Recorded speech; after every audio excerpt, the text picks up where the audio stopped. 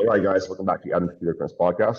Today on the show, I actually have Philip Yayo, which is my assistant coach on my coaching team. Basically, in order to help as many people as possible, I just realized, hey, I need to start thinking of expanding my, who I have on my roster, so I can have more clients and be able to help them out, more with getting strong and aesthetic. And Philip and I have been working together for almost a year at this point, like as coach and client. And really, I was so impressed with a lot of our conversations that we had on our weekly phone calls for check-ins, with his attention to detail and how he just carried himself in general in training and maturity. I thought he'd just be a great leader and fit a lot of the company culture that, I wanted to create and foster. So reached out to Philip, and he's been coaching a couple of people so far, and they've all been doing great. But Philip is from Sweden, so it's kind of also nice for that because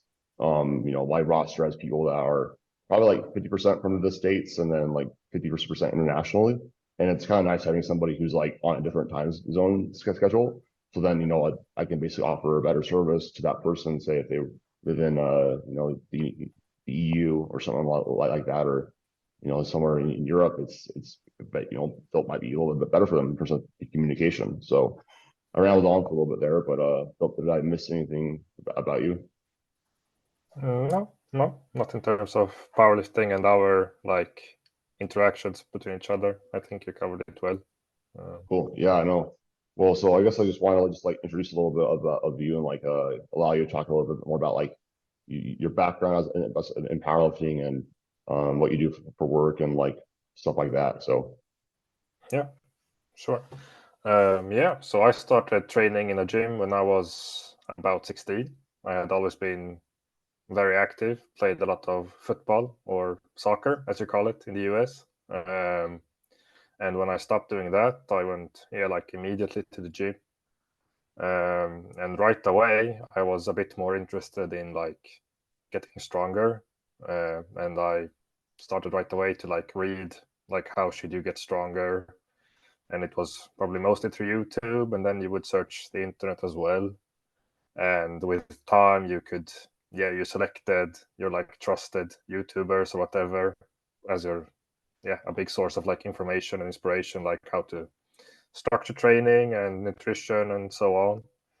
And I just kept on going, learned more as time went on, and eventually, or pretty fast, I realized that I was pretty strong, especially on the deadlift.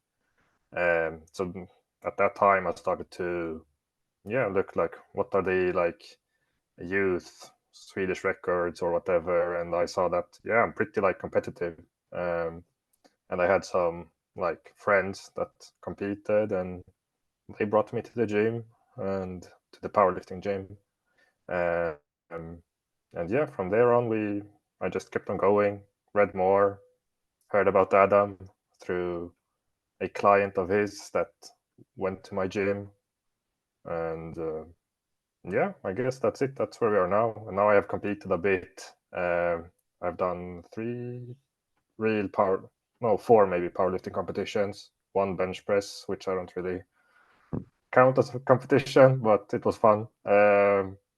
And I guess right now I'm at a pretty good national level for my weight class.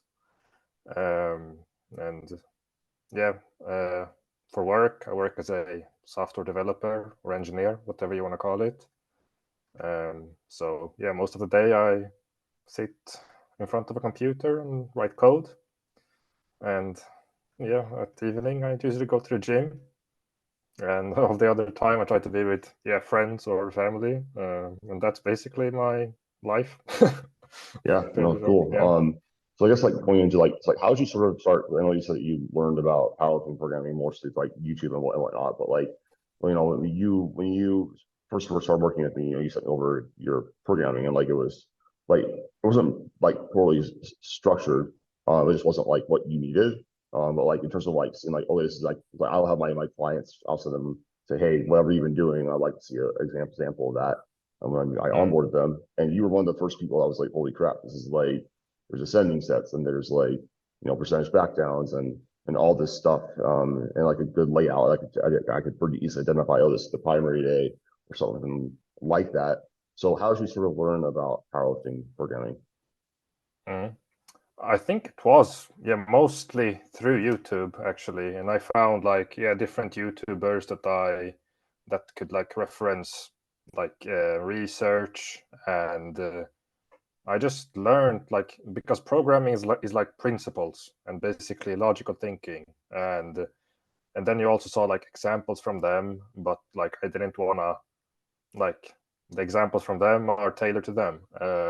But you could still, I guess, you could try some of their examples, and then just like apply your logical thinking basically, and think, how do I work? What have I done? What has worked on me? So it was basically, I guess, a bit of an experiment on myself, through like basically logical thinking and what I've learned in terms of like frequency, volume, intensity, how they go together. And so I guess seeing lots of examples of like people's programs, taking what I like from them, and trying it out basically, and just keep on reading and learning more and seeing more examples.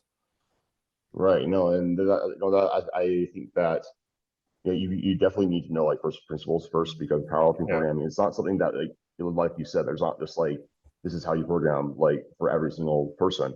Like Yeah. I was having a conversation with one of my friends about this yesterday, but powerlifting programming is kind of just like really high level like auto regulation that's a little bit more objective. Mm. And because if you think about it, as powerlifting coaches, we're trying to basically take data from the athlete saying this is how what I'm feeling like in my training, this is how I feel on these days, how each lift is going, and then taking those data points and feedback and looking at what the athlete needs to possibly progress from that point. And like I learned basically very similar to you as terms of I I did take the reactive training systems like course, that helped out a little bit, but mostly it was just like coaching some of my friends for free in college, and then my own experimentation, like you said, like with myself and seeing like what works and like what doesn't, and then having some other influences with like coaches and mentors with learning how to do this, and then over time you just get a little bit better at identifying, oh well, this is like probably like what works best in practice, because there's like no study that's going to tell you how to train. It's going to give you some Yeah. guidelines, but it really just comes down to time in the trenches. And that's why, somebody who you're looking at for a coach, I think a big part of this is like how much experience do they actually have, and getting people stronger and not just like, you could talk about people like Joy Flex and whatnot. They obviously have a good pedigree, and it's a system that works. But I mean, let's be honest, like he works with these genetically elite individuals, or they'll be a genetically elite and probably the best in the world regardless, like without him. And so I think that a really good big hallmark of the coach is, are they able to get lifters of all different levels of strength and backgrounds and whatnot, some sort of progress. Yeah, I completely agree. Yeah, the feedback, like the training history of the athlete, then the feedback you get of the athlete is the most important thing to create a program and continuing with the program. So yeah, I agree regarding that. Right. And so, really this is like, sort of going on love like how we sort of individualize programs. It really just comes down to how we communicate with the athletes. Basically we get, a detailed questionnaire filled out, but we always hop on like, about a 30-minute, call just to get to know that person, and then onboard them and let them know a little bit more about the plan. And then typically what we'll also do is, either it's weekly or 24/7 access to us for feedback, along with a weekly check-in where it's either, a weekly video, recording, which will basically talk about, hey, this is where the athlete will send us a video, and then we'll come back with their own feedback and response and explain things to them, going over form and whatnot. Or it's like a weekly phone call, just to go over things, to answer questions and get in, a little bit more real time feedback. And in all honesty, like my preferred way is a phone call, but like not everybody, can't have access to that. But being able to have that communication, that's the most important thing within a coach and athlete. Any coach relationship, it's how you communicate with that person and how they vibe. And that's why for me, that's why I was like, well, Philip, I love talking to Philip, and I know that people that are going to come to me for coaching are also going to love working with you because of how you communicate and clear out how much you actually care about like not only your own progress but like helping other people with it. Yeah, absolutely. So I guess I wanted to go over like a few like little programming topics just because just to like people can get to know a little bit more about how your brain works around this stuff. So when we're talking about bench press frequency, typically like the main meta of powerlifting is like 3 times a week. But there are like some contexts where like you might need like more volume and more frequency, therefore less volume and less frequency. So say for example, Philip, you're having like what would basically be one of the things you'd be looking for with like, should I increase bench press frequency or not? Yeah, first of all, like, are you progressing or not? I guess that's the first thing we have to look at. Like, if you are progressing with the layout you have right now, then probably we shouldn't change too much.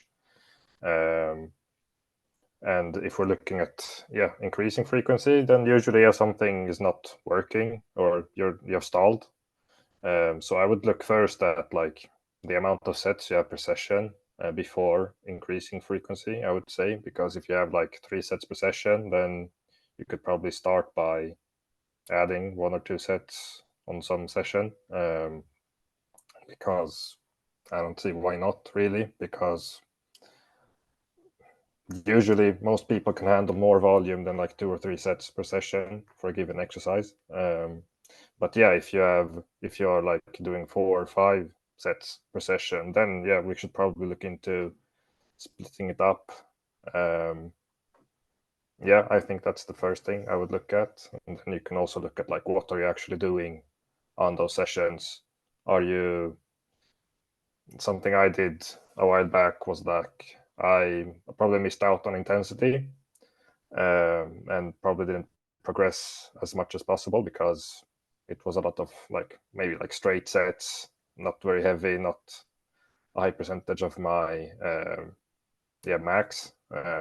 So I would look into that as well, I would say, if you have stalled, because you probably need some intensity exposure during the week, different for everyone, but you probably need some exposure to that. So I guess I can't really give a straight answer, but there's multiple factors you would look at, and these are some of them. Yeah, I also think another big one to look for is like how in touch does the athlete feel with their technique, too, because some people just they do benefit a little more from that higher frequency, and there's also some lifters where like they just get like really detrained quite frequently. But like you said, you can augment like set structure in terms of having more top sets or something like that throughout your week, to really get in more of that intensity stimulus. Because if we're talking about strength progress and exposure, the more often we can push intensity without while having predictability along a training week and without running into overuse injuries or anything like that. In general, like the stronger that we're going to be able to get, but then you also have to look at like weekly layout. I think that a really big thing that you said there was like one of the biggest tools that we have is like per session volume, and then also like managing that set structure. Because sometimes if an athlete is stalled out, like even they'll say they're doing straight sets, maybe you don't really need to add them without much more volumes. Maybe they're feeling like, no, I feel like I'm still like getting sore. I'm still working hard. I still feel like the volume, like, oh, like this looks like it's reasonable. Maybe you set changes in the set structure from straight sets to like ascending sets, or from the to top set down set approach. Because a lot of powerlifting programming is really knowing to like when and where to place training novelty, because that's a big thing I think that is overlooked. Is that sometimes if an athlete just isn't making progress, we can always talk about, in general, we want to find the formula for each lift and milk that for as long as possible. Once we have continued feedback that, okay, this isn't the formula anymore, we don't, lots of people make the mistake of, I need to entirely change like the training week layout. I need to, really add like, 5 sets, or I need to, whatever it might be. And it might be something as simple as, well, on your secondary day, maybe we just try ascending sets instead of straight sets or something like that. And we did that like with you several times, like too, like during your like during like your overall development, like for example, like with your squat, like we had some maximal straight sets for a pretty long amount of time there. And then we kind of realized that going back and forth, like, oh, I just don't feel like my top end is like that trained. And that was a good sign to us. Oh, well, we just need to, let's try adding, still lower RPE, but let's lower down the rep range so we can allow for higher intensity with a little less fatigue. Hopefully that really helped you sort of feel more primed and ready for that squat session. Yeah, exactly. Like, small like modifications over time is usually the way to go. Like usually, doing something like really drastic is usually not the way to go because you don't really know, what works or what not. So in that situation, it was like, I feel a bit like undertrained. I'm not super fatigued, and nothing is really happening with my next squat max. Okay, that's a top set with a bit more weight, but still pretty submaximal, and that was a game changer for my squat going into my last meet. So Right. And I say, we were like, oh, let's add like all this volume and whatnot. Like, like we already knew that you're feeling like you're getting in good work, especially with the proximity of that secondary squat day to your primary day. It's just when it makes sense, like we're doing a lot more volume on that day anyways. But I think like going over like in general to like with like technique modifications, I think that one of the biggest things I've been going over and telling people is like, hey, like I can see how you're moving. I know like how this feels. There's like athlete communication. Is the reality is that if we are online coaches, we need to know like basically like how it feels when we are seeing an athlete move, because if it feels great, it feels like, oh, this feels strong. Like I think there's a lot of this misconception about perfect technique, and that isn't a thing. Like it's a wide range depending on the person. And now, if you get somebody like yourself built too, like a lot of our conversations aren't really about technique. They're about like how is training feeling, how's it going.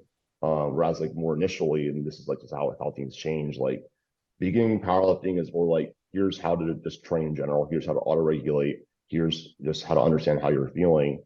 Here's how to properly, move so you can maintain your center mass. And as you progress, it becomes more of high level conversation about like how things are feeling, maybe like how you're approaching like a session, stuff like that. But like when you're looking over technique, say Kevin sends you over like a form video, like what are some main things that you look for in terms of like checking the boxes with technique? Yeah, so like you said, there's like some general things that like you should do on like all lifts. If it's a center of mass, if it's like maybe like putting the slack off the bar on the deadlift, or some things that like probably most people should do. But like if you're doing the basics, but like for example, Kevin, he stands a bit wider with his stance on deadlift, even though he does conventional. And we tried out like creeping in his stance a bit, but didn't feel good. So there's no reason to like change his stance, even though it's a bit wider and a bit like unconventional, because he feels good doing it, and he pulls the slack out of the bar well, and it's just a good pull, like good bar path, good slack pull, good everything. So I just let him be in regards to that. So I would say like there's some general guidelines that you should follow for each lift. But then there's variation in the details, so you can perform the lift Right. It's kind of like many different ways. if you look at like your deadlift as opposed to mine, like you're more extended, like for sure. That probably feels like more natural to you. Like that's probably just like you're more comfortable position like when you pull, right? Probably. Yeah. Whereas like me, I naturally go into like some flexion in my spine. And like I've tried like trying to like be in like extension, like feeling, oh, this is like how it should look. But it's like, nope, like that doesn't feel good. I don't feel stronger in that position. My body's always going to kind of pull me back to that, because your body is really, really smart. It knows even better than you know you know it. You can't outsmart your own biology. And there are going to be some times you need to take a step back, like you said. There's some general things we need to see and whatnot. But the application of those principles are going to be completely different. Like one of my favorites is just bench press for grip width and how internally rotated you are. Depending on like what feels most comfortable for you, because you'll see people like myself who have a little more of a narrow grip. Even though I have a long range of motion, but that just feels better based on my joint structure. Same with John Hack.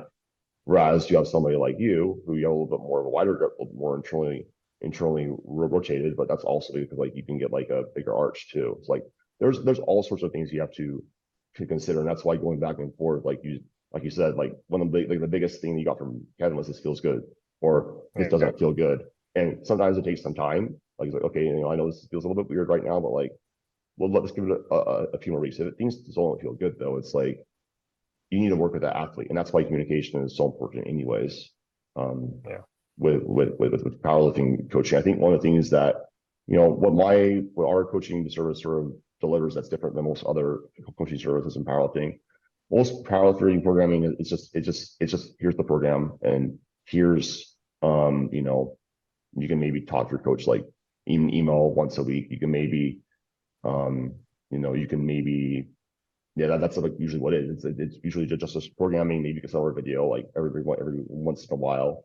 But it was like what we do, it's really heavy communication heavy, with getting frequent feedback, and not just programming. It's technique feedback. It's nutritional advice. It's here's some mindset around how to approach this training session a little more in depth and real time feedback, because I think that with the way the sport's headed and with that's how people get the best results anyways, is having a little bit higher level of communication and standard, like with overall coaching and programming. I think that as somebody's a little bit more novice, so I think that like in general, like more frequent communication tends to be better.